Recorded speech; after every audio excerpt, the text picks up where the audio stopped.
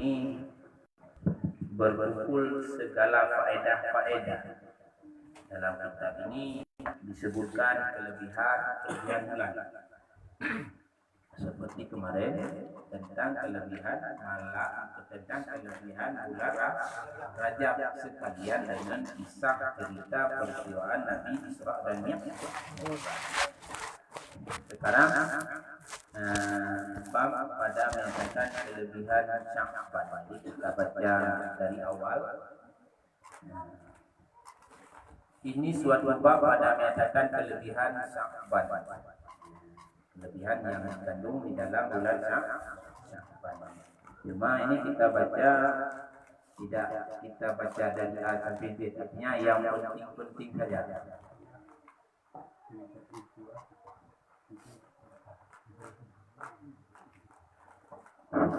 Ikunya kurang. Kedua. Udah. Tersebut dalam satu riwayat daripada Abi Imamah radhiyallahu an, Nabi bersabda, apabila masuk bulan Sya'ban, sabdanya Nabi, sucikan oleh kamu akan diri kamu bagi bulan Sya'ban. Nah, ketika masuk bulan Sya'ban, Nabi berkata, sucikan olehmu akan diri kamu bagi bulan Sya'ban, dan baikkan olehmu niat kamu padanya bulan Sya'ban. Kenapa? Maka bahwasanya kelebihan Sya'ban atas segala bulan seperti kelebihanku atas kamu, kata Nabi. Kelebihan bulan Sya'ban dengan bulan-bulan yang lain itu seperti kelebihanku, kata Nabi, terhadap terhadap kamu. Artinya bandingan Nabi dengan umatnya, begitulah besar pahala dalam bulan Sya'ban dibandingkan dengan lain-lain dengan bulan yang lain. Sangat besar bulan Sya'ban.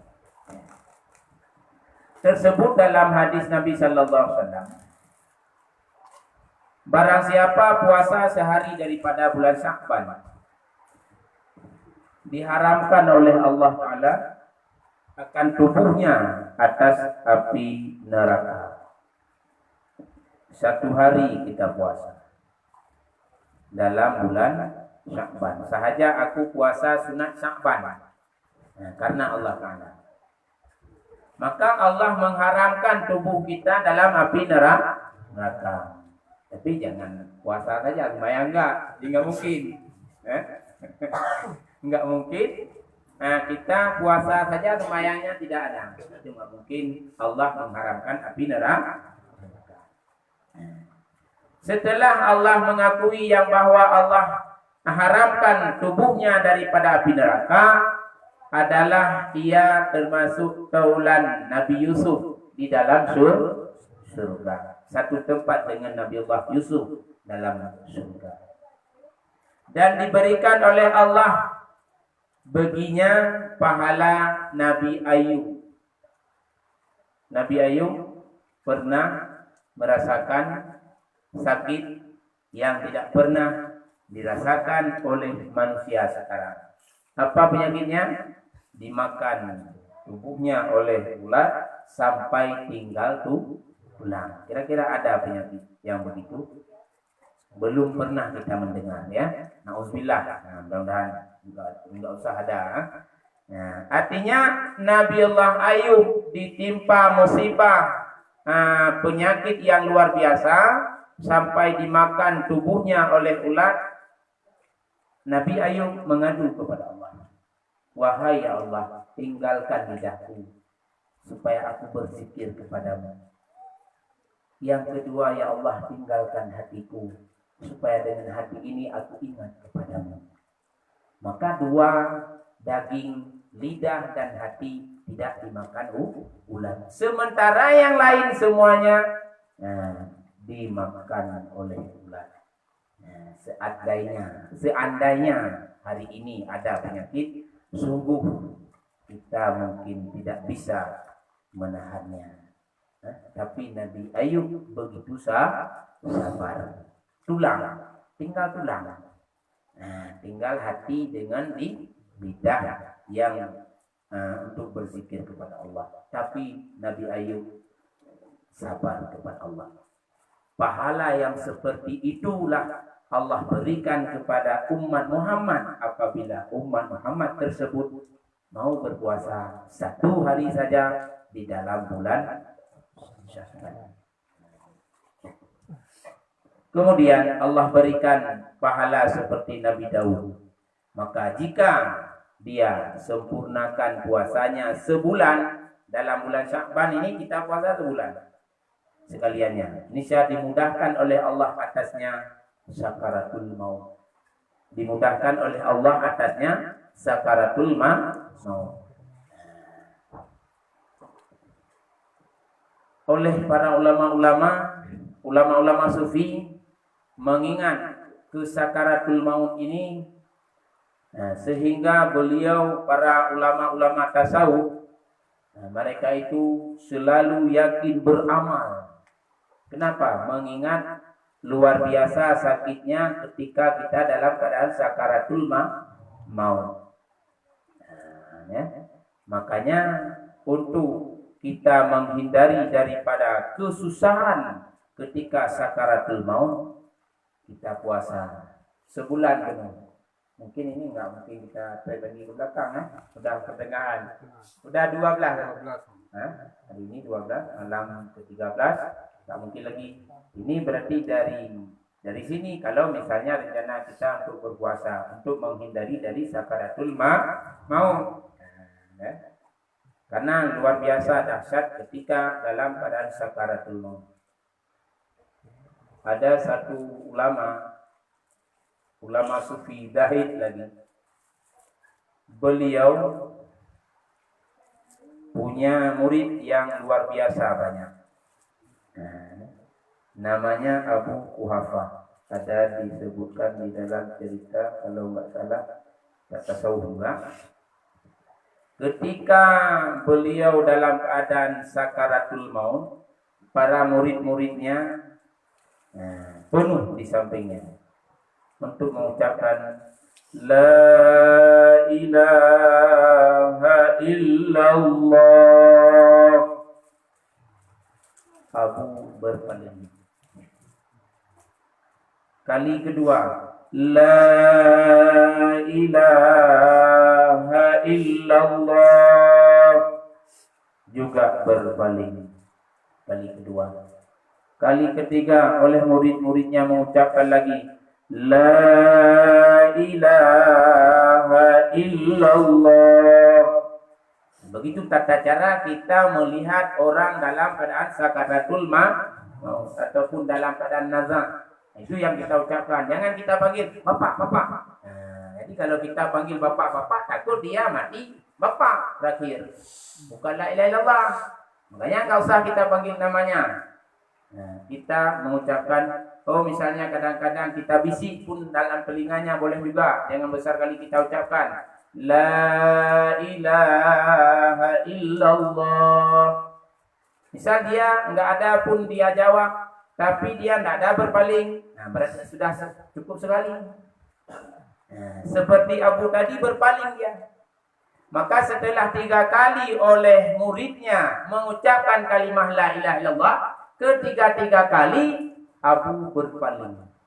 Maka oleh murid-muridnya semuanya pingsan. 3 Abu berpaling daripada ucapan la ilaha illallah. Padahal Abu itu adalah orang yang tasawuf, yang zahid. Beliau pingsan semuanya murid. Maka terkejutlah Abu melihat yang bahwa murid-muridnya sudah semuanya pingsan. Oleh Abu memanggil, wahai anakku sekalian. Semuanya terkejut. Abu sudah jaga. Maka ketika itu oleh murid-muridnya bertanya kepada Abu, wahai Abu, kenapa tadi Abu berpaling dari ucapan kami la ilaha illallah? Maka Abu menjawab, wahai anakku semua, bukan aku berpaling dari kalian. Tetapi datang satu jin afrit membawa satu gelas air. Dia bertanya kepadaku, apakah kalian ingin ini minuman? Kalau kalian ingin, maka ucaplah Tuhan itu dua. Maka Abu berpaling. Ucaplah Nabi Muhammad itu sulit. Nabi berpaling tidak mau. Ucaplah malaikat itu anak Tuhan.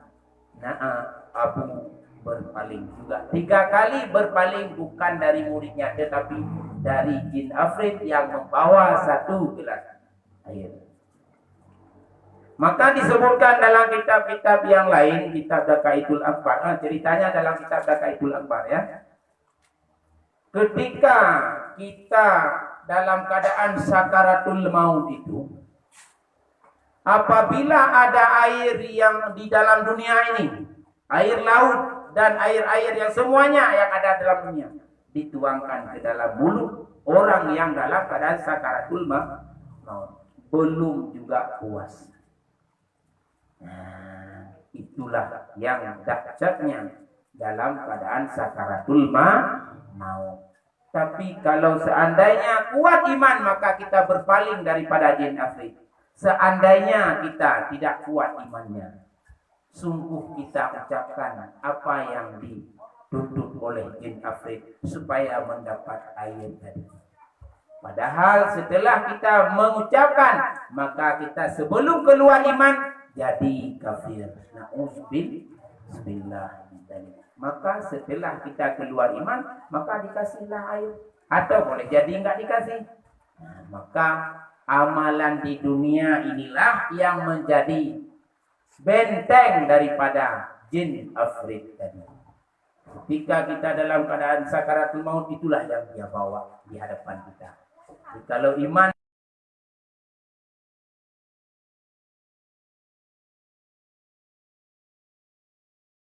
kalau sudah kita ikuti,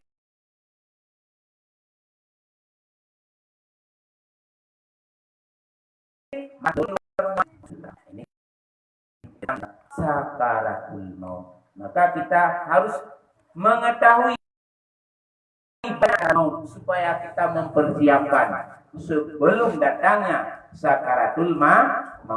Kita dengan puasa itu memudahkan sakaratul maut. Kita sering bersugi setiap sembahyang, setiap selesai makan, setiap bangun tidur kita bersugi. Bersugi itu adalah memudahkan keluar iman. Nah, itu disebutkan juga di dalam kitab tasawuf. Nah, kemudian ditolakkan daripadanya kelam kubur.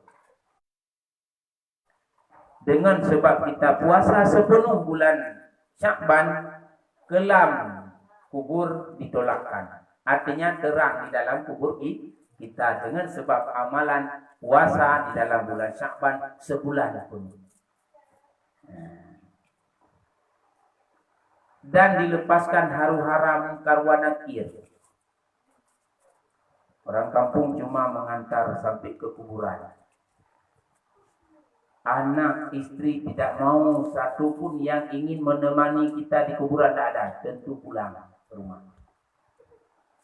Begitu pulang masyarakat semua, datanglah malaikat mungkar wa nakir. Ma rabbuka, siapa Tuhanmu?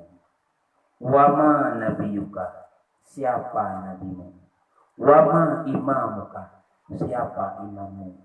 Wa ma kiblatuka, yang mana Ka'bah atau kiblatmu?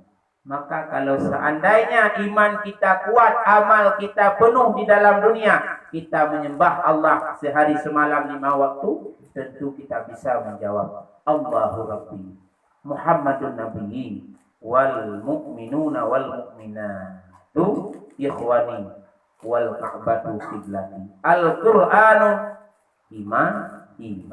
Begitulah jawaban yang kita jawab di hadapan malaikat Munkar wa Nakir. Dan ditauqifkan oleh Allah akan keaibannya pada hari kiamat dan diwajibkan dia dalam surga. Itu daripada hikmah kita puasa sebulan penuh. Jadi kita ini enggak sampai lagi penuh kan? Karena udah masuk ke dalam 13, maksudnya berarti kita puasa sekurang-kurang. Karena malam Senin masuk nisfu Sya'ban, maka awal daripada hari Minggu kita puasa supaya pada malam nisfu Sya'bannya ketika Allah menggantikan buku amalan kita. Karena yang paling besar peristiwaan pada malam nisfu Sya'ban, Allah menggantikan buku amalan kita pada malam nisfu Sya'ban. Setahun sekali buku catatan kita. Setelah itu kena cap, berarti simpan, ambil yang lain. Seperti orang jualan juga. Jadi kita tiap tahun ada buku catatan. Dan akhir buku pada malam nisfu Sya'ban. Awal buku juga malam nisfu Sya'ban. Maka akhir Sya'ban, malam, kalau misalnya malam Senin masuk nisfu Sya'ban, hari Minggu kita puasa. Malam Minggu kita beramal. Malam Senin kita beramal, nanti ada yang dituntutkan apa perkara-perkara, berapa perkara yang kita amalkan pada malam nisfu Sya'ban, supaya di akhir buku kita kebaikan dan di awal buku pun kebaikan. Tapi jangan di awal dengan di akhir saja, nanti dengar dah lagi maksiat. Kan? Jadi kira-kira harus seimbang. Kalau seimbang pun masih berat. Kita beratkan ibadahnya di dalam buku amalan. Ini tentang masalah awal bulan Sya'ban. Perlu kita ketahui,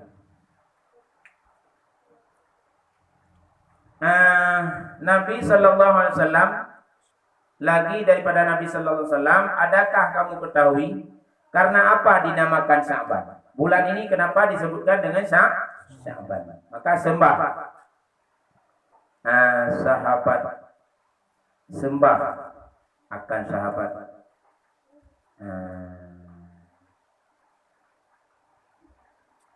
Sembah sahabatullah dan Rasulnya terlebih mengetahui.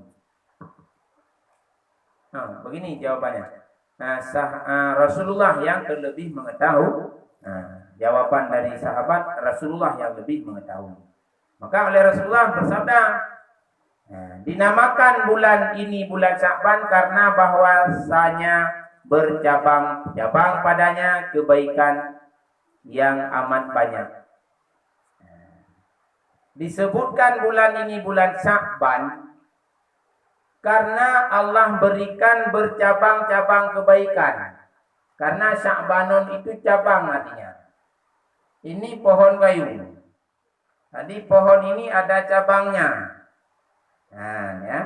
Jadi cabang ini disebut dengan Sya'banun kalau dengan bahasa Arab. Sya'banun. Karena di dalam bulan ini Allah turunkan banyak kebaikan rahmat, maka Allah sebutkan bulan ini bulan Sya'ban. Dan tatkala ditanya, apa puasa yang terlebih afdal kemudian daripada Ramadan ya Rasulullah? Pertanyaan dari sahabat kepada Nabi. Nabi menjawab, Sya'ban. Kalau Ramadan memang sudah wajib kita puasa. Setelah bulan Ramadan, bulan lain, apa yang lebih afdal kita puasa? Bulan Sya'ban.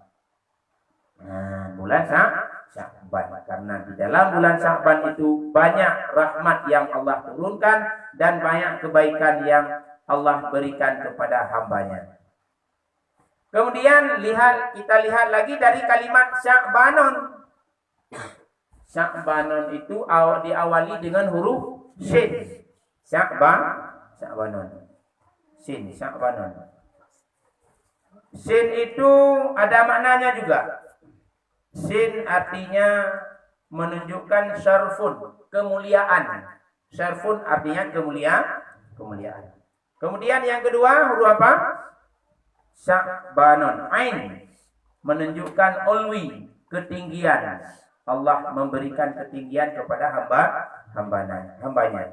Ketiga huruf ba, menunjukkan birrun. Apa makna birrun? Yakni kebaikan. Allah berikan kebaikan kepada umat Muhammad. Dan yang keempat ulfun. Alif ya. Yang keempat huruf alif. Alif itu artinya ulfah, yakni berjinak-jinak.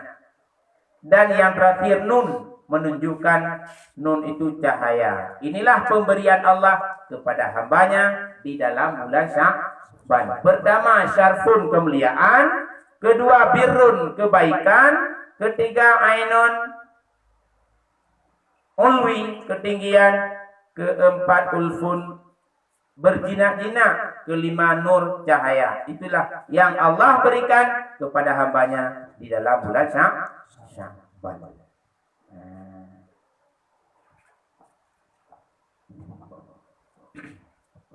Kira-kira ini sebelum kita lanjutkan ke nisfu Sya'ban, ada pertanyaan tentang Sya'ban? Silakan.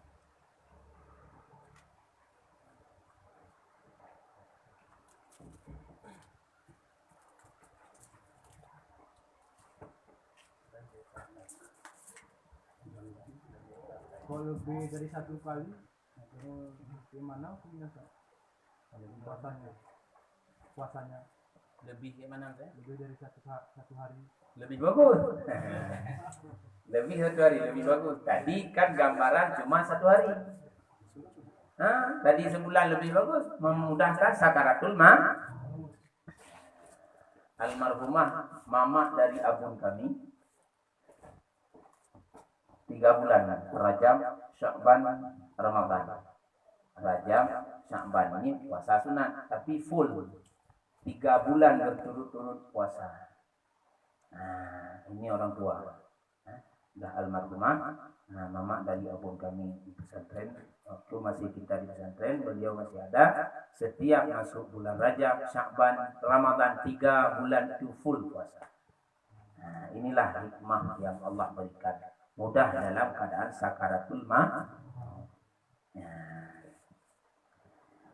Ada lagi? Silakan. Ini tadi pembahasan tentang masalah Sya'ban. Ini sekarang kita masuk dalam kelebihan bulan, kelebihan nisfu Sya'ban. Dari hadis daripada Abi Hurairah radhiyallahu anhu, telah datang akan daku oleh Jibril alaihissalam pada malam nisfu Sya'ban. Datang Jibril kepada Nabi Muhammad. Nabi kita sedang istirahat, maka oleh Jibril berkata, "Wahai Tuhan hamba, angkatkanlah kepala engkau." Maka kataku, apa malam ini? Kan ada keanehan. Ada keanehan, kenapa oleh malaikat menyuruh Nabi kita Muhammad untuk mengangkat kepala, artinya bangun dari tidur. Kenapa? Apa malam ini, kata Muhammad? Inilah malam yang dibukakan oleh Allah padanya 300 daripada pintu rahmat. Malam nisfu Sya'ban itu malam yang Allah bukakan 300 pintu rahmat. Diampunkan oleh Allah bagi sekalian orang yang tiada menyekutukan dengan dia. Artinya Allah mengampuni pada malam nisfu Sya'ban itu bagi orang yang tidak musyrik. Musyrik itu mensyarikatkan Allah. Kalau bagi orang yang musyrik itu tidak ada pengampunan bagi Allah. Walau pada malam nisfu Sya'ban. Padahal malam itu malam yang istimewa. Allah mengampuni dosa umat Muhammad. Tapi kalau seandainya kita termasuk dalam orang yang mensyarikatkan Allah, maka tidak ada pengampunan sama sekali. Ini yang pertama. Kemudian melainkan bahwa ada orang sihir. Juga orang sihir ini termasuk orang yang tidak ada ampunan daripada Allah pada malam nisfu Sya'ban. Maka orang yang mengamalkan amal sihir itu tidak ada ampunan daripada Allah walaupun pada malam nisfu Sya'ban. Kemudian orang yang mengekali atas berzina, dia tugasnya berzina selalu. Kalau kita ajak kawin, yuk kawin, nggak mau dia. Dia cari berzina. Itu tidak ada pengampunan dari Allah walaupun pada malam nisfu Sya'ban. Kemudian orang yang mengekali atas minum arak, orang yang mengekalkan diri daripada minum arak, itu tidak ada ampunan Allah bagi mereka itu walau pada malam nisfu Sya'ban.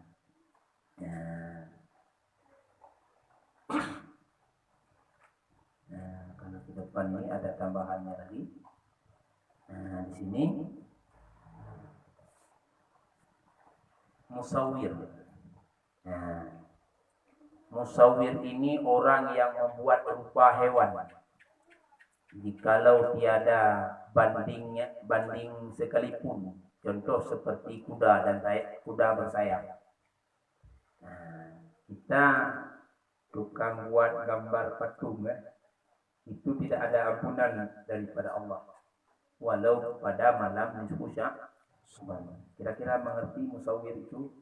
Ini istilahnya berbentuk itu kalau kita takdir, seandainya kita masukkan nyawa hidup, ada kakinya, ada kepalanya, itu namanya musawwir, baik rupa binatang atau rupa manusia, disebutkan dengan patung. Itu kalau seandainya di rumah kita ada gambar-gambar seperti itu malaikat malam nisfu Sya'ban yang menurunkan rahmat tidak masuk ke dalam rumah kita. Kecuali ada boneka. Untuk siapa? Ke anak-anak. Untuk tarbiyah itu dibolehkan dalam agama. Tapi kalau bukan untuk alasan untuk anak-anak, maka tidak dibolehkan. Hiasan, untuk perhiasan dalam lemari, baik gambar gajah, gambar harimau dan lain sebagainya, itu tidak masuk malaikat ke dalam rumah. Itu membawa rahmat walau dalam malam nisfu Sya'ban, karena itu berupa patung. Kemudian yang tidak ada ampunan Allah pada malam nisfu Sya'ban, aqil. Siapa aqil? Yang mendurhakakan dua ibu bapanya. Orang yang durhaka dengan ibu bapa.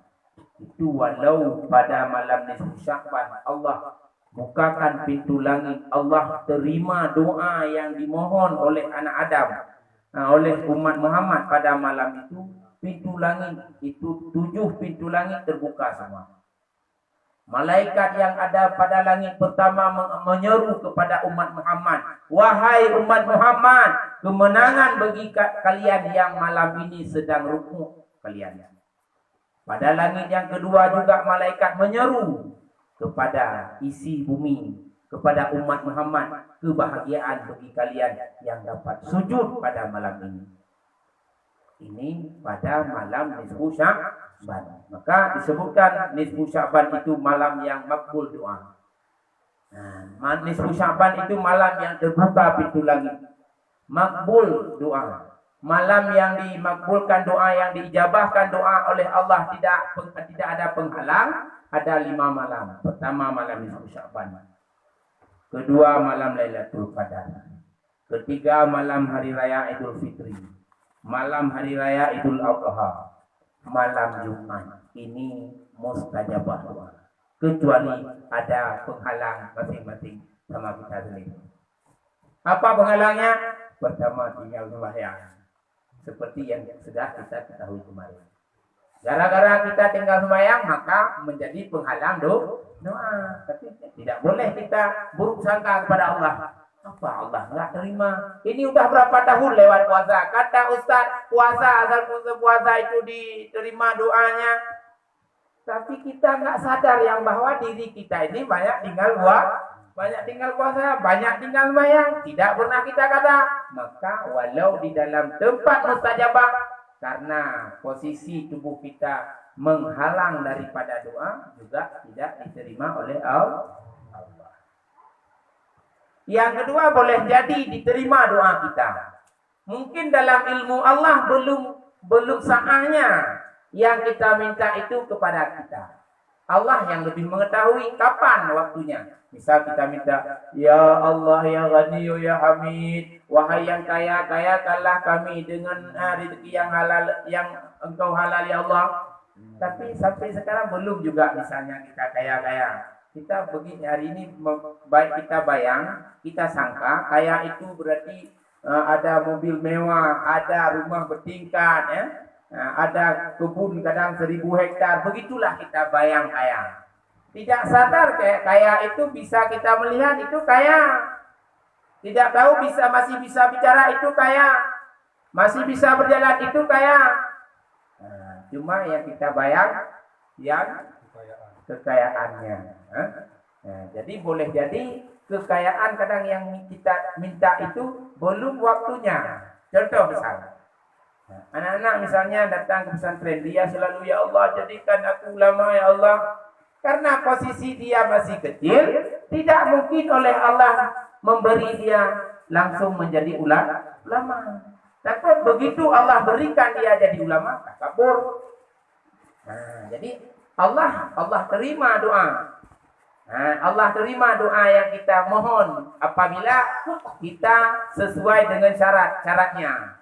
Udah Allah terima. Tapi kedudukan yang kita mohon mungkin belum waktunya, maka belum Allah berikan. Jadi kita tidak boleh kita buruk sangka kepada Allah. Yang harus kita yakini, Allah Maha menerima doa. Apalagi malam nisfu Sya'ban. Jadi orang yang durhaka kepada orang tua itu sama sekali tidak diterima, tidak diampuni dosanya walau pada malam nisfu Sya'ban, dan juga tidak diterima doanya. Itu bagi orang yang durhaka. Perlu kita cerita satu cerita masa Rasulullah yang bernama seorang laki-laki Abdullah.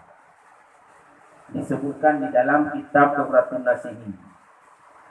Abdullah itu dia sudah kawin. Setelah Abdullah itu kawin, dia punya orang tua, punya ibunya yang sudah tua.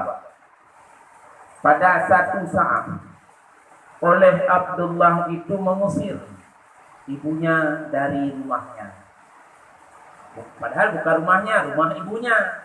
Tapi karena dia sudah berumah tangga, sudah punya istri, dan sudah ada kawan hidup, maka ketika itu tengah-tengah malam dia usir orang tuanya keluar. Orang tuanya dalam keadaan sakit, sehingga orang tuanya dia keluar daripada rumah, maka dia bikinlah gubuk seperti tempat ayam dan tempat bebek. Begitulah bayangan, ya.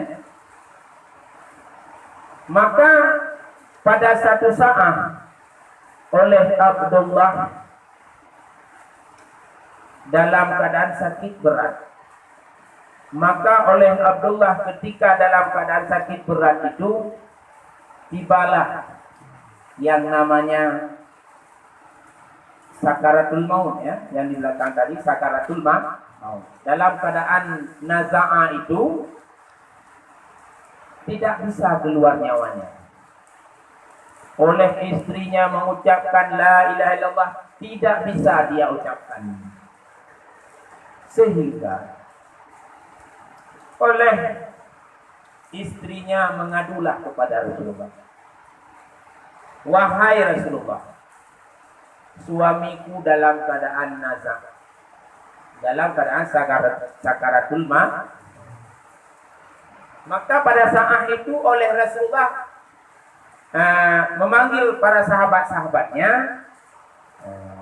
karena Rasulullah disuruh kepada sahabat-sahabatnya kepada rumah Abdullah itu untuk mentalkinkan ucapan kalimat la ilaha illallah, la ilaha illallah.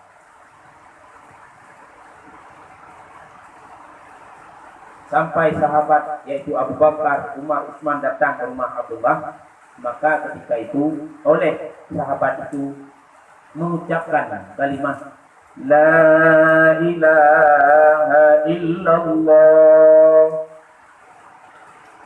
Abdullah tidak bisa menjawab sampai beberapa kali. Ini mungkin karena Bapak sering melihat orang dalam keadaan nazak, ya. Kalau misalnya orang yang tenang, mungkin perasaan kita tidak ada susah. Ini sakaratul maut, keadaan begini. Ini keadaan orang yang melihat yang menjadi susah. Sehingga oleh sahabat Nabi bertanya kepada istri Abdullah.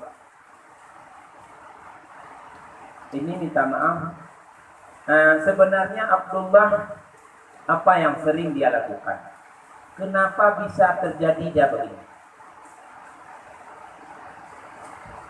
Maka oleh istrinya menceritakan. Ini Abdullah suamiku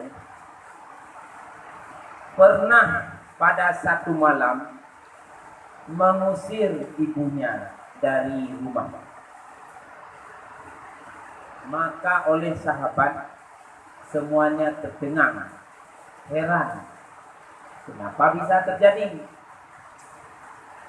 Maka oleh sahabat karena itu kejadian mengusir orang tua tengah malam yang sangat-sangat tak pantas daripada anak terhadap orang tuanya, maka oleh sahabat langsung melapor kepada Rasulullah.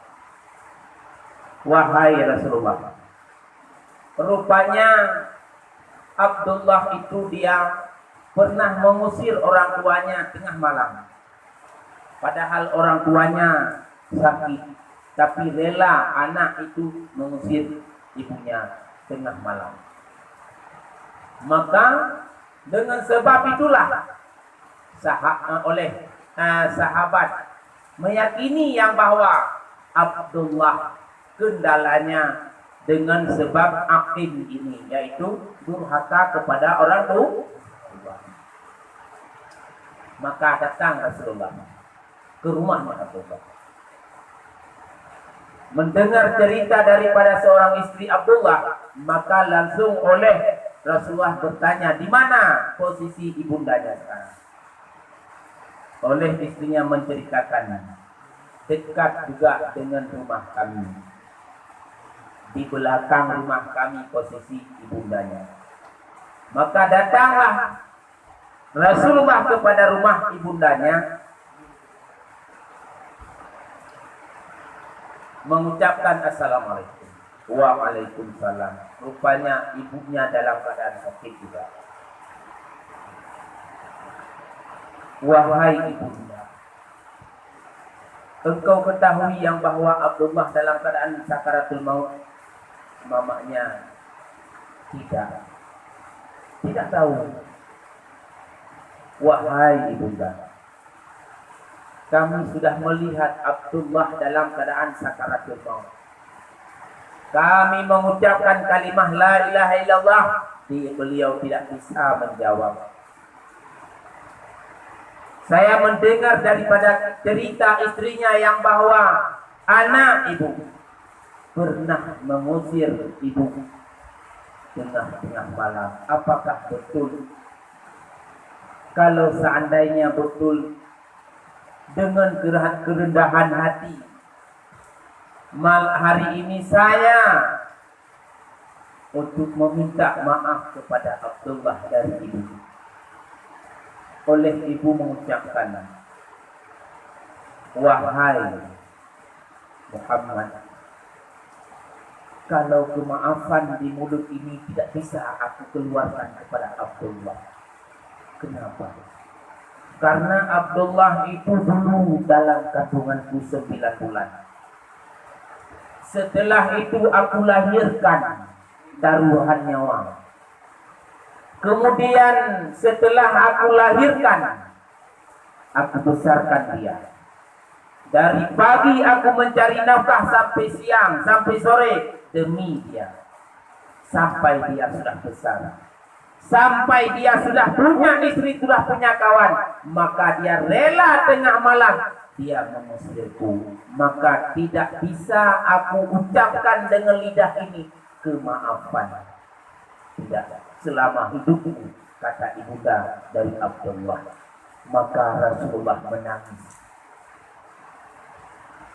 Sambil Rasulullah menangis, memohon kepada ibu dari Abdullah, wahai ibunda, walau seberapa ibunda sakit hati ibunda terhadap anak, tapi hari ini ibunda ketahui, anak daripada ibunda ini tidak bisa keluar nyawa apabila tidak ada kemaafan dari orang tuanya. Apakah ibunda memaafkan Abdullah ini? Katanya, belum bisa aku maafkan. Padahal orang tuanya menangis, tapi mengingat kezaliman anaknya yang luar biasa, maka tidak bisa dia mengucapkan kemaafan. Sampai kata Rasulullah, wahai sahabatku, tolong kumpulkan kayu supaya aku bakar Abdullah itu di hadapan ibundanya, karena ibundanya tidak memaafkan orang. Maka oleh sahabat-sahabat mengumpulkan kayu. Setelah mengumpulkan kayu, bawa Abdullah ke sini. Di hadapan ibundanya, oleh Rasulullah ingin membakar Abdullah di hadapan ibundanya, maka tidak tega oleh ibundanya melihat anaknya dibakar oleh Rasulullah. Kalau tidak aku bakar di hadapan ibunda, maka ke depan akan dibakar oleh Allah dalam neraka jahanam.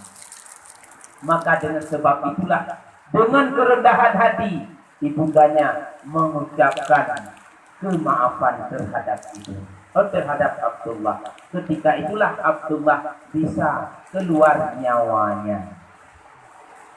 Setelah itu Rasulullah memandikan, mengkafankan, dan membahyangkan, menguburkan Abdullah. Setelah itu Rasulullah mengumumkan kepada sahabat-sahabat semua, wahai para sahabatku, engkau ketahui, murka dengan orang tua adalah salah satu bisa menghalangi keluar nyawanya. Dengan sebab kita murka dengan orang tua bisa menghalangi daripada keluarnya nyawa. Na'udzubillah. Maka pada malam nisfu Sya'ban, Allah mengakui yang bahwa Allah ampuni seluruh umat Muhammad. Tetapi kalau orang umat Muhammad tersebut murka dengan orang tuanya, tidak ada kemaafan sama sekali daripada Allah. Sahtul walidain sahtullah. Marah dua orang tua, bisa Allah juga marah. Ridal walidain bi ridallah. Kalau orang tua senang hati kepada kita, maka Allah pun juga ikut senang.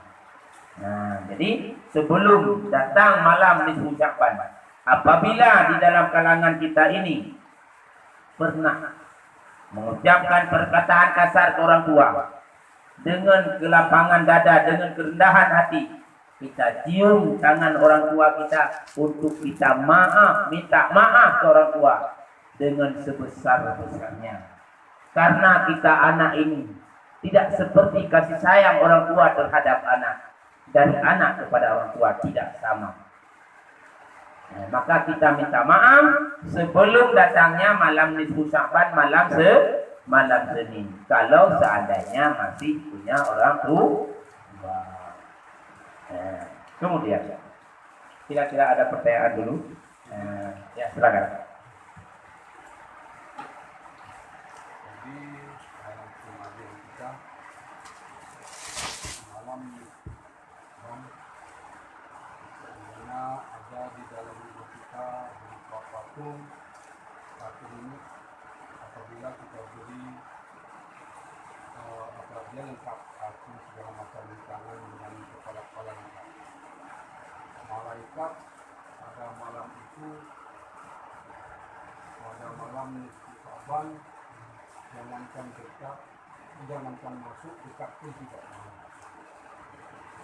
Bagaimana tentu kalau di dalam rumah itu ada kita lihat bergantungan dengan kepala rusa dihiasi dengan mata-mata dicok dengan listrik dan dia berhidup-hidup dan gelap. Bagaimana? Apakah sama? Tidak sama. Tadi yang kita ceritakan lengkap kakinya, tubuhnya, kepalanya. Andai kata kita masukkan nyawa, bisa hidup dia. Begitu kira-kira. Kalau cuma kepala saja, kepala besar, karena panjang kandungnya jadi hiasan, tidak jadi masalah.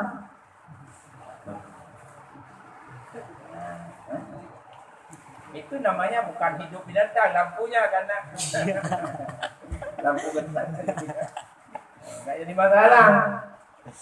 Jadi yang tadi yang betul-betul patung lengkap. Seandainya kita masukkan nyawa bisa hidup begitu kira-kira. Itu yang tidak masuk malaikat rahmat.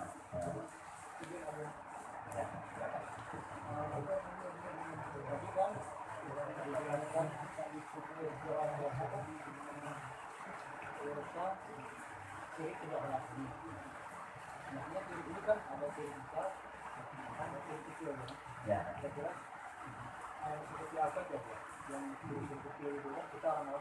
Ya. Sekarang sirik kecil ya. Ya. Kalau sirik besar itu kita mengakui Tuhan selain Allah. Itu sirik. Makna syirkun itu mensyarikatkan. Mensyarikat artinya berarti patung itu Tuhan juga, lembu Tuhan juga, matahari Tuhan juga, itu syirik yang besar. Mensyarikatkan Allah, seolah-olah Allah ada banyak, ada banyak farad. Itu namanya syirik yang besar. Itu yang tidak ada keampunan dari Allah. Cuma tentang syirik kecil itu perlu juga kita lihat dalam kitab tasawuf lagi. Apa farat-faratnya ya.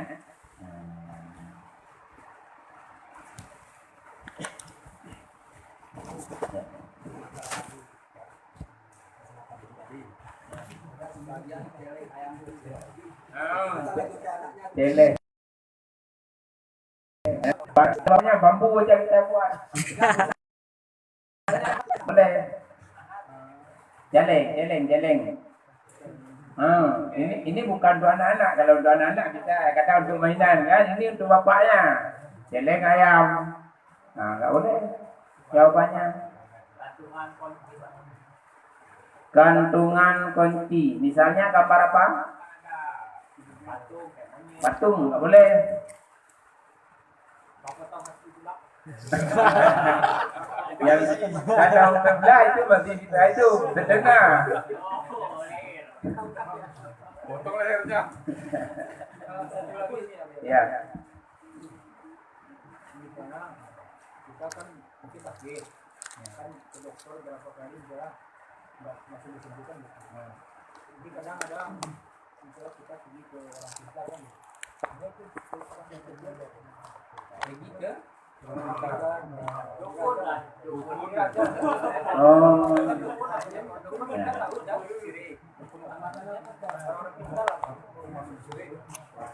Begini.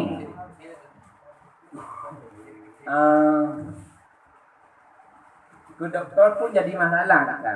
Kalau salah etika. Begini etika kita. Gara-gara obat ini, aku sembuh. Kan? Dikasih dokter. Obat dikasih doktor. Doktor itu sebab, ya, perantaraan. Yang hakikat yang menyembuhkan obat itu sebab. Yang hakikat yang menyembuhkan Allah lewat dukun, lewat dukun atau ahli ruqyah itu sebab. Yang hakikat yang menyembuhkan Allah. Jangan ada etikat kita, dokter itu yang menyembuhkan, obat itu yang menyembuhkan, dukun itu yang menyembuhkan, itu yang tidak boleh. Itu pun termasuk dalam perkara syirik juga. Termasuk dalam perkara syirik kalau kita menganggap yang bahwa dokter itu yang menyembuhkan, tidak teringat kepada Allah. Itu syirik juga. Cuman apakah syirik kecil dengan besar ini mungkin perlu kita lihat lagi dalam kitab Tuhfatul Raghibin yang disebutkan di sana. Perkara syirik-syirik, bahagian syirik besar dengan syirik kecil. Kemudian tentu pada tahun yang lalu lagi marak-maraknya giok. Katanya saya banyak rezeki saya. Jadi dia sudah kategori percaya kepada batu giok daripada Allah. Membawa rezeki katanya. Ya. Kalau ada etikat itu syirik juga, makanya kita pakai nggak jadi masalah untuk hiasan. Nah, kita pakai untuk hiasan nggak jadi masalah asal jangan ada etikat kita giok itu membawa rezeki. Gara-gara giok kita nggak lapar karena banyak beras di rumah. Jangan ada etikat seperti itu. Kalau kita pakai untuk hiasan nggak apa-apa. Maka etikat kita yang jadi persoalan tadi. Ya. Satu lagi kan ini kebanyakan kejadian tuh kalau kita lebaran gitu kan, itu setiap imam. Dia patung tapi benda makan sejenis kayak bolu itu. Tidak boleh juga. Ya. Bolu bentuk binatang, bentuk ikan itu tidak boleh juga. Ya. Tadi ada hiasan kadang kalau di tempat kami di Tigli banyak kadang-kadang waktu kita antar aman maya buat dari buah kelapa itu bentuk bebek, bentuk ayam itu nggak boleh. Kalau kita lihat dalam kitab, karena itu berbentuk binatang patung, maka diharamkan.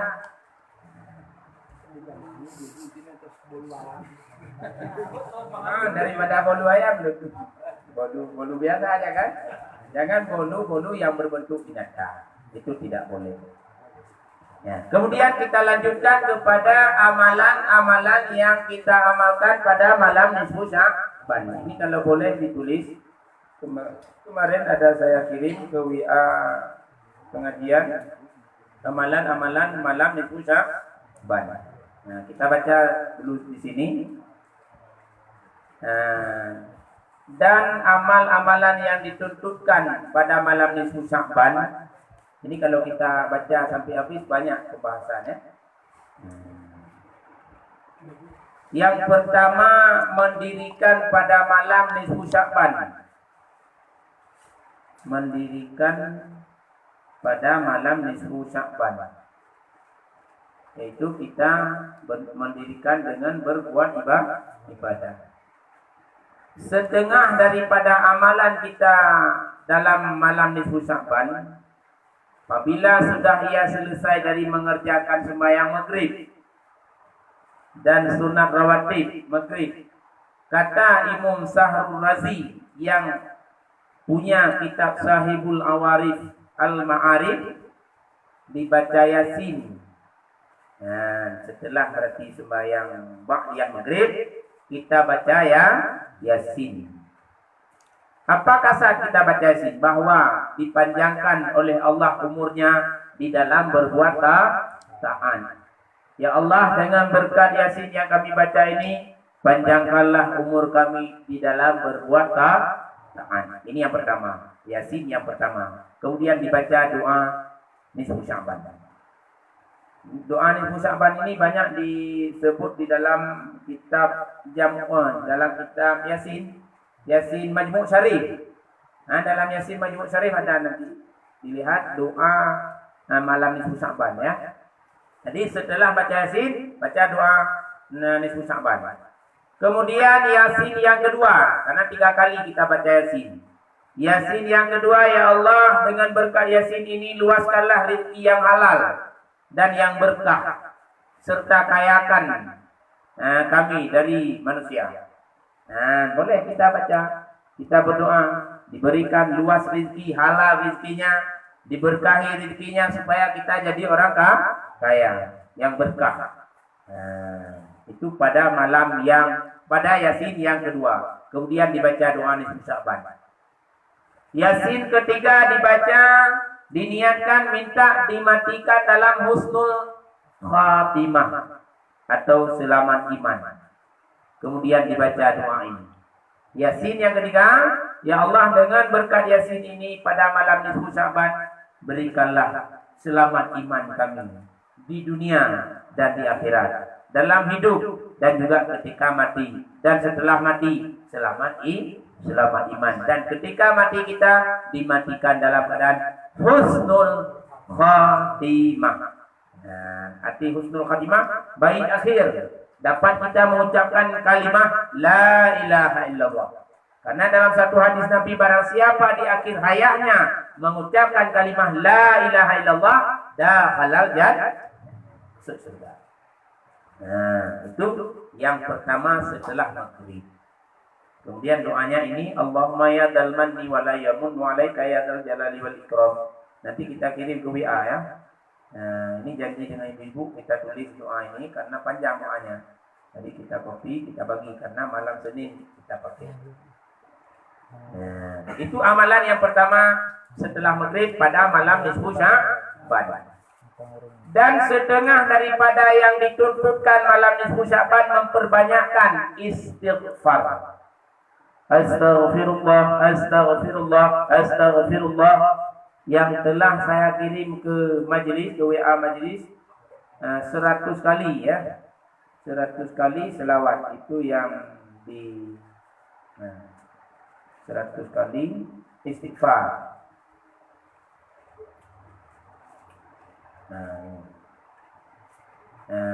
Astagfirullah 100 kali, astagfirullahaladzim 100 kali, tahmid dan takbir 100 kali, selawat kepada Nabi 100 kali. Kalau di dalam kitab ini dan astagfirullah yaitu penghulu istighfar. Karena dalam istighfar ini ada yang penghulunya. Arti yang lebih utama kita baca. Apa penghulu istighfar? Allahumma anta rabbi la ilaha illa anta khalaqtani wa ana 'abduka wa ana 'ala 'ahdika wa wa'duka mastata'tu a'udzu bika min syarri ma sana'tu abu'u laka bi ni'matika 'alayya wa abu'u laka bi dhanbi faghfirli fa innahu la yaghfiru dzunuba illa anta. Itu penghulu dari segala istighfar. Oh, istighfar biasa boleh juga. Astaghfirullahaladzim, astaghfirullahaladzim sampai 100 kali. Itu yang kedua tuntutan pada malam nisfu Sya'ban. Kemudian di sini dianjurkan dan membayarkan selawat atas Nabi sallallahu alaihi wasallam seperti yang masyhur di dalam kitab Dalail Khairat. Dalail Khairat ini kitab Dalail Khairat. Dalam Dalail Khairat ini kami baca tiap malam Jumat di pesantren. Ini Dalail Khairat. Jadi malam Jumat kalau di pesantren-pesantren besar ini yang dibacakan. Karena kandungan di dalam Dalail ini banyak selawat kepada Nabi. Itu yang kita baca. Allahumma salli ala Sayyidina Muhammad. Kita baca misalnya selawat Salatullah boleh juga, ya Nabi boleh. Apa yang bisa. Kemudian setengah daripada yang dituntutkan malam nisfu Sya'ban memperbanyakkan membaca al-baqiyatus shalihat, yaitu subhanallah walhamdulillah wala ilaha illallah wallahu akbar wala haula wala quwata illa billahil aliyil azim 100 kali. Ya. Ini kami sering setelah maghrib. Ini salah satu doa yang diamanahkan oleh Nabiullah Ibrahim ketika Nabiullah Ibrahim bertemu dengan Nabi Muhammad ketika pada langit yang ke-6, ya. Jadi diamanahkan oleh Nabi Ibrahim kepada Muhammad, tolong sampaikan salamku kepada umatmu dan tolong amanahkan kepada umatmu, yakinlah bercocok tanam di dunia supaya mendapat panen di akhirat. Salah satunya yaitu mengucapkan la haula wala quwata illa billahil aliyil azim. Subhanallah walhamdulillah wala ilaha illallah wallahu akbar 100 kali. Kemudian setengah daripadanya zikir dan hendaklah memperbanyakkan pada malam itu. Kita berzikir baik sendirian atau secara berjamaah. Memperbanyakkan pikir. Kita memikirkan, kita mulai dari balik. Banyak kita tinggal sembahyang, maka kita kata sembahyang. Kita pikir banyak pribadi kita ini banyak dosa, maka kita taubat. Allah Maha Pengampun. Seberapa banyak maksiat yang kita lakukan, sebanyak buih di laut, pasir di laut, itu tetap Allah. Apabila kita mau bertobat, Allah ampuni dosa kita. Sebelum nyawa kita sampai ke tenggorokan, tetap Allah Maha Pengampun. Maka apalagi ini malam nisfu Sya'ban, tempatnya mustajabah, tempat kita minta ampun kepada Allah. Kemudian memperbanyakkan membaca Al-Quran ataupun tadarus bersama-sama dengan berjamaah boleh. Dan setengah daripadanya mengucapkan istighfar dan taubat bagi dirinya kepada Allah dan minta maaf kepada dua orang tua, minta ampun kepada dua orang tua. Setengah daripadanya memperbanyakkan sembahyang dengan tiada tentu. Sembahyang malam minggu Sya'ban. Sembahyang apa? Enggak ditentukan. Artinya enggak ada istilah sembahyang sunat nisfu Sya'ban. Tidak ditentukan. Jadi kalau enggak ditentukan, kita sembahyang yang sudah biasa. Setelah sembahyang Isya, ba'diyah Isya, setelah ba'diyah Isya mau witir. Oh malam itu malam nisfu Sya'ban, kita sembahyang sampai 11 rakaat, boleh. Karena witir sekurang-kurang 1 rakaat, sebanyak-banyak 11 rakaat. Pertengahan 3 rakaat. Jadi karena itu malam yang paling istimewa, maka kita perbanyakkan. Ataupun kita tahajud. Tahajud itu nanti setelah kita terkejut dari tidur. Ataupun kita qadha sembahyang malam nisfu Sya'ban, sangat bagus. Kita qadha sembahyang, qadha. Siapa tahu kadang Allah mencabut nyawa pada malam itu, isi surga. Kenapa? Karena pengampunan Allah mengakui yang bahwa malam itu Allah ampuni segala dosa umat Muhammad. Maka ketentuan waktu yang cukup bagus buat kita ini kita gunakan, yaitu pada malam Senin. Kita awali karena malam itu malam yang diganti buku amalan kita. Kita awali hari Minggunya kita kalau sanggup kita puasa. Malamnya hari Minggu kita puasa, malam Senin kita baca Yasin, dan hari Senin kita puasa. Jadi akhir buku catatan kita puasa, awal buku catatan pun kita dalam kebaikan, yaitu puasa. Seperti jawaban Nabi, kenapa Nabi yang paling banyak berpuasa di bulan Sya'ban? Itulah jawaban. Karena dalam bulan Sya'ban itu bulan yang dilupa oleh umatku antara Rajab dan Ramadan. Dan bulan Rajab Sya'ban itu malam yang digantikan buku amalan. Jadi akhir buku amalan dalam kebaikan yaitu puasa, dan awal malam awal daripada buku catatan kebaikan juga puasa. Itu jawaban Nabi ketika ditanya oleh sahabat. Itulah amalan yang kita bacakan pada malam nisfu Sya'ban. Kadang ada pertanyaan lagi, silahkan bertanya. Sedikit Abia. Ya, silakan. Apakah ada salat sunat khusus di malam nisfu Sya'ban? Jadi kita baca jawaban, kita baca ini aja ya. Di sini memperbanyakkan sembahyang, dengan tiada tertentu. Nggak ada tertentu sembahyang nisfu Sya'ban, nggak ada. Ya. Begini Abia. Di tempat kami di Alun Pukit, Nah, malam nisfu Sya'ban selepas solat maghrib, salat sunat nisfu Sya'ban 2 rakaat. Kemudian baru baca Yasin 3 kali. kalau misalnya ada dibuat begitu, kadang kita tanya dulu. Nah, ini jangan istilah prasangkaan kita. Saya menjawab tadi karena di sini tidak ada ditentukan ya. Kaifiat tiada ditentukan bilangannya dan kaifiatnya seperti sunat mutlak. Dan demikian lagi sunat-sunat awabin, sunat hajat, sunat tahajud. Kita itu yang kita lakukan saja. Kalau seandainya ada juga orang yang melakukannya, cuman kita cara bertanya, jangan nanti gara-gara kita tanya dia pun tak mau lagi bekerja. Kan?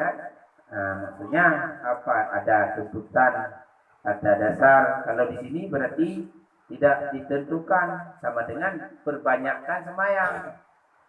Ini yang kita bilang kemarin, kalau kita masih banyak tinggal sembahyang, sangat banyak pahala kita qada.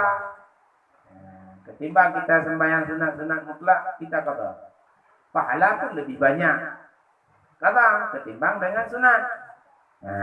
Disebut dalam kitab ini kemarin, dalam kitab Yanatul Talibin, haram kita sembahyang sunat, haram tatawuf apabila kita masih yakin bahwa kita masih banyak tinggal sembahyang, maka kita kata. Begitu.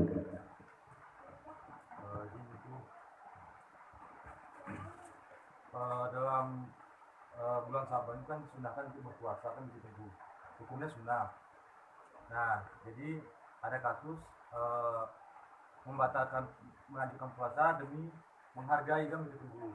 Ada dalam video-video yang kita lihat, karena suaminya puasa, lalu istrinya masak pagi tanpa tahu bahwanya suaminya puasa sunnah. Lalu sang suami karena dengan menghargai istri masak, dia rela membatalkan puasanya. Bagaimana hukumnya itu? Lalu yang kedua tentang musrik. Musrik tadi kan tentang etiket kita, kan begitu tunggu, ataupun niat. Nah, tapi jika kita berobat kepada dukun ataupun dukun yang menyampingkan ilmu agama kan begitu tunggu. Contoh tadi disuruh kita potong ayam lah, inilah segala macam kan begitu tunggu. Nah, tapi kita tetap dengan etiket Allah yang menyembuhkan. Tapi kita mengikuti apa yang diberitakan oleh dukun tersebut. Bagaimana itu?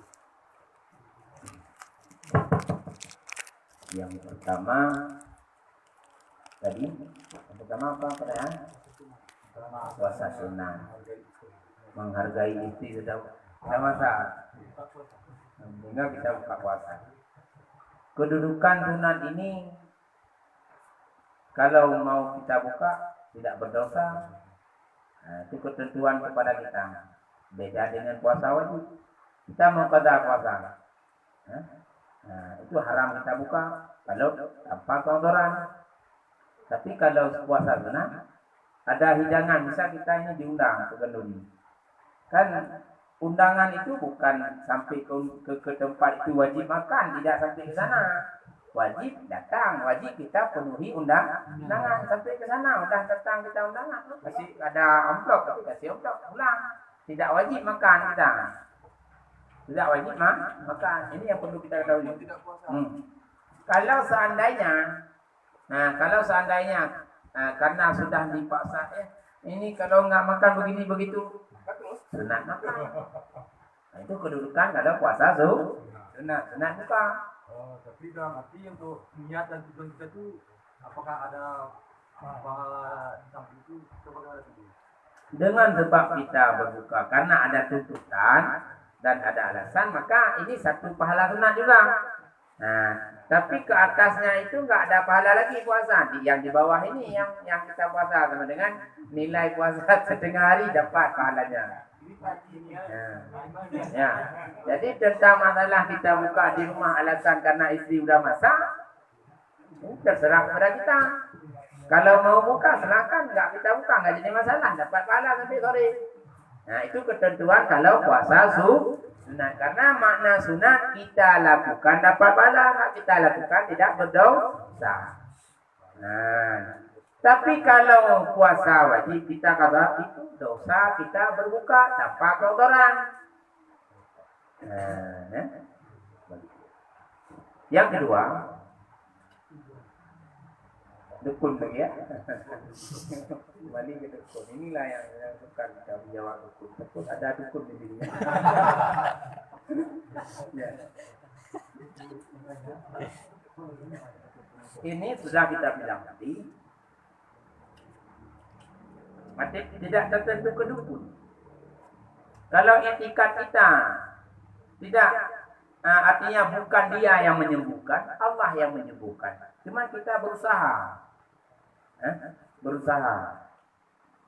Jangan ada etikat sedikit pun dia yang menyembuhkan. Oh disuruh potong ayam, kadang dengan ayam putih itu kadang perlu bulu kadang putih kan, ayam putih, bulu yang putih kadang biar supaya bersih. Itu kadang cara orang itu nggak tahu kita. Jika sampai ke sesajen begitu tunggu. Ya. Jika sampai ke sesajen, tapi dengan tetap etikat yang bukan Allah. Sajian apa namanya? Sesajen. Contoh ada berarti segala macam kemenyan, sesajian, Hidangan sajian apa istilahnya? Hidangan. Berarti kadang mau makan. Tapi kan ada kopinya dan macamnya kan banyak Kopi itu minum. Ini malam Jumat begini kan kita tunggu. Malam Jumat taruh di sini. Atau pertanyaannya mungkin apakah itu jenis sesajen yang berteh itu yang kopi itu atau sajennya sebagian kepala kerbau kan itu. Nah, memang apa bedanya? Itu kalau misalnya itu udah melewati kita berobat berarti nggak bisa juga. Karena dalam berobat ini kan ada batas juga. Nah, kita lihat yang ru'yah ini kadang-kadang yang membaca ayat-ayat Al-Quran. Jadi kalau bagian seperti apa tadi saja, mungkin itu percaya kepada setan. Jadi percaya kepada jin supaya datang jin. Karena jin ini bukan 100% betul seperti dia katakan. Ini kamu ada kawan macam itu mah yang kasih penyakit. Sehingga kita pulang langsung bawa barang ke rumah kawan. Padahal dia nggak tahu pun itu tugas setan. Maka itu termasuk perkara kita syirik juga. Kalau kita percaya, kalau kita berdukun seperti tadi. Itu yang tidak sama seperti kita ke dokter. Tidak melewati waktu.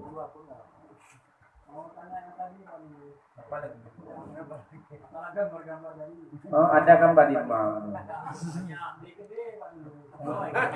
Gede rumah. Ya.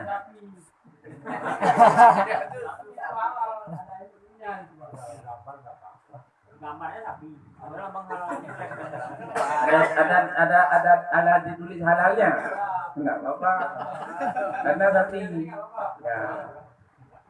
Jadi itu ini namanya gambar ya.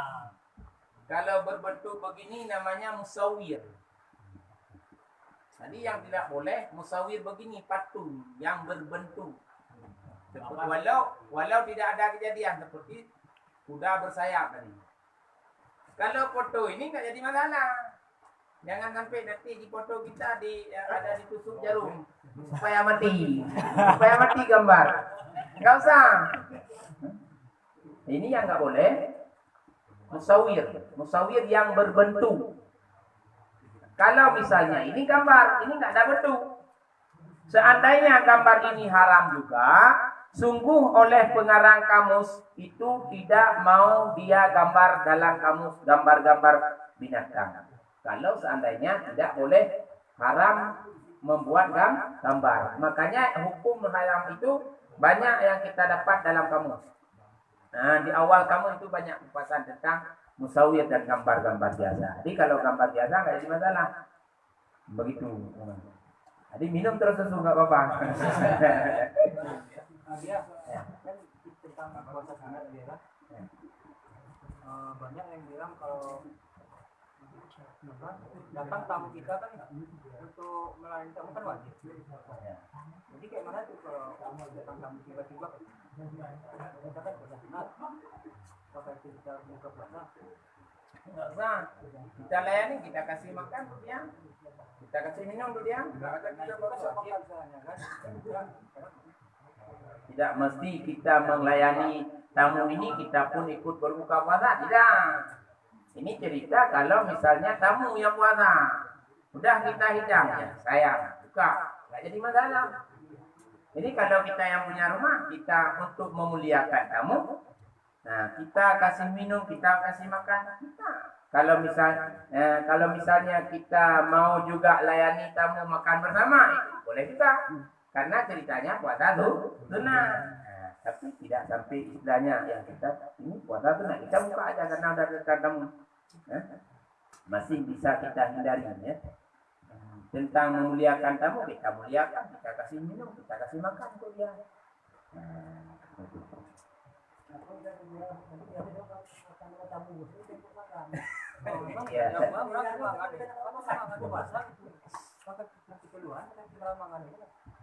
Ingat kami di pesantren pernah kami sholat jenazah ke Luxmawi, wali murid yang meninggal. Semuanya kami puasa.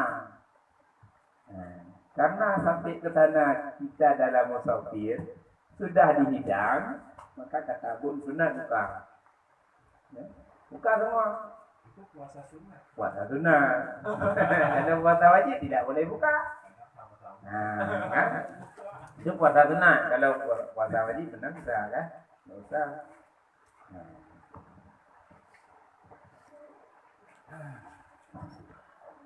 Ada lagi? Silakan. Ya. Saya yang masih belum paham kali tentang masalah dosa syirik tadi.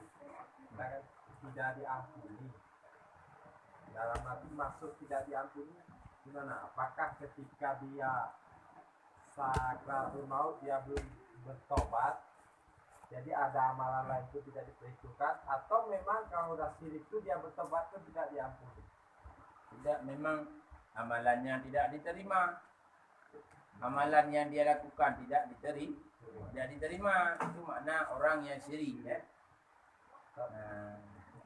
Ini kadang seandainya dia melakukan tobat nasuha, tobat lah. Kalau tobat berarti udah diterima. Berarti apabila dia sebelum sakratul maut dan dia tobat, tetap diterima. Diterima.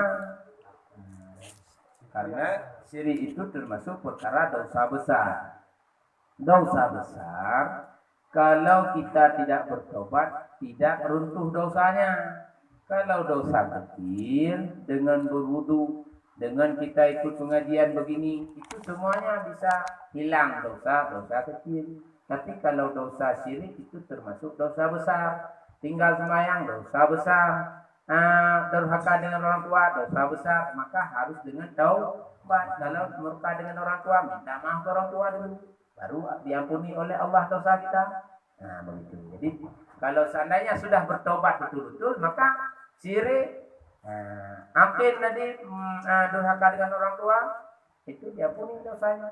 Orang yang berzina, orang yang selalu minum arak, sekarang tidak lagi, diampuni dosanya. Ada Tobat. Jangan lagi Ya. dah tobat minum lagi. ada satu cerita. Ada satu orang dia sudah pernah membunuh 99 orang. Setelah itu datang orang itu ke dukun juga. Datang ke dukun. Wahai Pak Dukun, aku ini sudah 99 aku bunuh orang.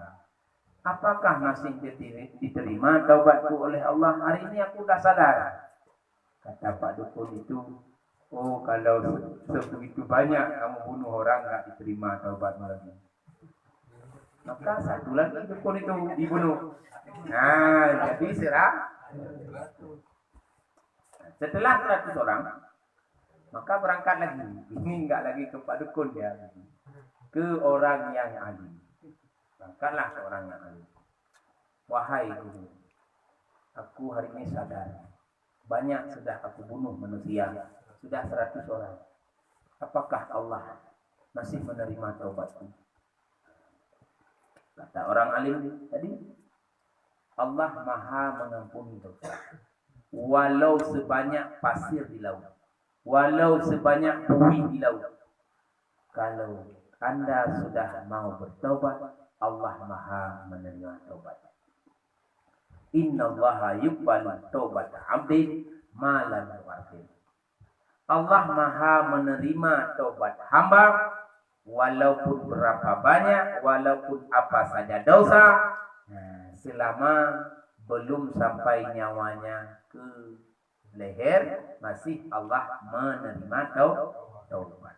Tapi ada syaratnya. Ini kamu di kampung, sekarang hijrah. Kata orang alim itu. Maka hijrahlah dia. Misal contoh di sini ke Samarangan. Sampai ke Jinib, sehingga dia tabrak keretanya, meninggal dunia. Belum sampai ke Samarangan. Jinib itu kan sudah dekat dengan Samarangan. Maka turunlah malaikat Jibril. Maka turun dua malaikat, Rakib dan Atid, yang mencatat amal kebaikan dengan malaikat yang mencatat amal keburukan. Jadi kata malaikat yang mencatat amal kebaikan, ini masuk dalam buku saya. Kata malaikat ini dia masuk dalam buku catatan saya. Ya kenapa begitu? Karena dia belum bertobat, baru dalam perjalanan. Kata malaikat yang mencatat amal kebaikan, dia sudah dekat dengan tempat dia bertobat. Dia masuk dalam buku catatan. Ributlah antara dua malaikat ini, maka turun malaikat Jibril yang menghakimi dua malaikat. Artinya oleh malaikat Jibril mengambil sikap yang bahwa si fulan ini meninggal di mana yang lebih dekat. Apakah dia masih dekat dengan kampungnya yang di sana dia berbuat maksiat, atau dia sudah dekat dengan tempat yang ingin dia bertobat? Itu yang dari malaikat Jibril. Maka oleh malaikat Jibril mengukurlah yang bahwa dia meninggal ke tempat yang lebih dekat kepada tempat berbuat ibadah. Maka masuk dia dalam catatan kebaikan. Ini contohnya. Artinya seberapa banyak dosa yang kita lakukan, walaupun dosa besar, karena yang namanya manusia tak luput dari kesalahan. Semuanya kita yakin ada dosa. Namun penyesalan yang datang kadang-kadang terlambat. Jadi kita semuanya bertaubat, Allah Maha menerima taubat. Jadi makanya kita anjurkan untuk memperbanyakkan kata-kata semayang. Termasuk kata itu salah satu perkara dalam bertaubat. Jadi cara kita bertaubat dari tinggal semayang, kata semayang. Cara bertobat dari kita tidak pernah mengeluarkan zakat, kita bayar zakatnya.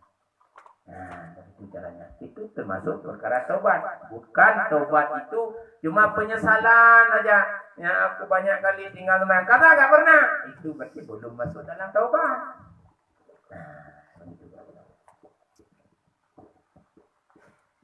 Jadi yang penting di dalam kita mengambil tentang masalah nisfu Sya'ban, maka kita ambil kesimpulan malam Senin ini masuk malam nisfu Sya'ban, maka mari sama-sama kita untuk bertobat kepada Allah pada malam itu. Kita perbanyakkan ibadah pada malam tersebut supaya kita semua ini yang banyak dosa, banyak maksiat, kita minta keampunan kepada Allah, karena malam itulah malam yang lebih mulia di sisi Allah, yang Allah mengakui 300 pintu rahmat Allah bukakan untuk sekalian umat Muhammad. Maka kita yang menjadi umat Muhammad, kita sambut dengan lapang dada, kita beribadah dengan sesanggupnya. Dalam ini ada juga disebutkan di dalam kitab Ghaniyah, malam nisfu Sya'ban itu adalah hari raya malaikat. Hari raya, bukan hari raya malaikat. Dan demikian juga hari raya malaikat malam Lailatul Qadar. Maka hari raya mereka itu dengan malam, karena mereka itu tiada tidur. Dan hari raya anak Adam pada siang, karena mereka itu anak Adam tidur pada malam. Jadi malam nisfu Sya'ban, malam Lailatul Qadar itu adalah hari raya bagi malaikat. Malaikat membawa rahmat kepada kita umat Muhammad. Maka kita yang menjadi umat Muhammad, kita berdoa, kita minta ampun, kita bertobat kepada Allah. Semuanya kita ada dosa, semuanya ada kesalahan. Jadi sebelum tibanya hari kiamat, sebelum tibanya ajal kepada kita masing-masing, kita sempat bertobat kepada Allah. Amin ya rabbal alamin. Sekarang kita baca doa untuk keberkahan sedikit. Na'udzubillahi minasyaitonirrajim. Bismillahirrahmanirrahim. Alhamdulillahirabbil alamin. Hamdan na'imin, hamdan syakirin, hamdan yuwafi ni'amahu wa yukafi'u mazidah. Ya Rabbana lakal hamdu kama yanbaghi li jalali wajhikal karimi wa 'azimi sultani. Allahumma shalli ala sayyidina Muhammad wa ala alihi wa sahbihi ajma'in. Allahumma zidna ilman nafi'an wa fahman wa alhiqna bis salihin wahdina ila siratal mustaqim. Ya Allah, dengan berkat kami belajar ini, ya Allah, ampunilah dosa kami semua ini, ya Allah. Ampunilah dosa dua orang tua kami, ya Allah. Ampunilah dosa guru-guru kami, ya Allah. Ampunilah dosa istri kami, anak kami, keluarga kami semua, ya Allah. Ampunilah dosa orang kampung kami, ya Allah. Ampunilah dosa orang muslimin dan muslimat wal mu'minin wal mu'minat bi rahmatika ya arhamar rahimin. Ya Allah, istiqamahkanlah kami dalam kebaikan, ya Allah. Ya Allah, terimakanlah doa kami ini, ya Allah. Terimakanlah taubat kami, ya Allah. Ya Allah, jauhkan kami dari segala penyakit, ya Allah. Jauhkan kami dari segala mara bahaya, ya Allah. Selamatkanlah iman kami, ya Allah. Panjangkanlah umur kami dalam kebaikan, ya Allah. Jauhkan kami daripada segala kejahatan, ya Allah. Jauhkan kami dari segala kemaksiatan, ya Allah. La haula wa la quwwata illa billahil aliyyil azim. Wa sallallahu ala sayyidina Muhammad wa ala alihi wa sahbihi ajma'in. Tasliman katsira walhamdulillahi rabbil alamin. Al-Fatihah. Rahmatullah ya karim. A'udzu billahi minasy syaithanir rajim. Bismillahirrahmanirrahim. Alhamdulillahi rabbil alamin. Ar-Rahmanir Rahim. Maliki yaumiddin. Iyyaka na'budu wa iyyaka nasta'in. Ihdinas siratal mustaqim. Siratal ladzina an'amta 'alaihim ghairil maghdubi 'alaihim waladdallin. Amin. Sallallahu wasallam ala nabi sayyidina Muhammadin wa alihi wa sahbihi ajma'ina. Allah sallallahu وسلم على النبي سيدنا محمد وآله وصحبه أجمعين صلى الله وسلم على النبي سيدنا محمد وآله وصحبه أجمعين.